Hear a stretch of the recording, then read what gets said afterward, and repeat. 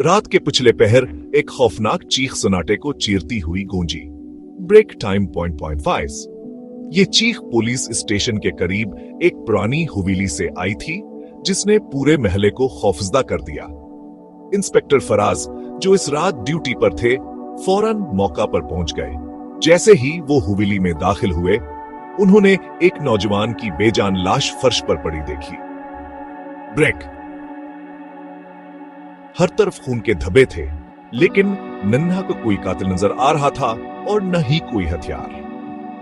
दरवाजे और खिड़कियां मजबूती से बंद थे, जैसे कोई अंदर आया हो या बाहर गया है न हो।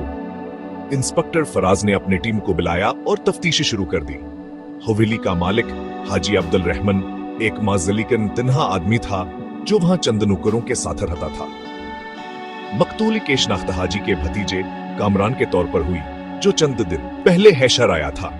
इंस्पेक्टर फराज ने पूछा, यह कैसे हुआ? लरजती हुई आवाज में हाजी ने जवाब दिया, मुझे नहीं पता। मैं अपने कमरे में था, जब मैंने चीख सुनी।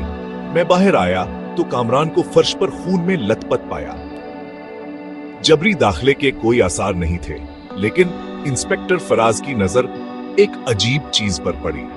कामरान के हाथ में एक खाली कागज का टुकड़ा।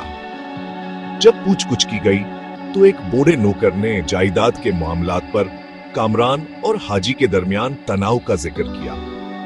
कागज को गौर से देखते हुए इंस्पेक्टर फराज ने रोशनी के नीचे एक खफिया पैगाम देखा। कातिल बहुत करीब है।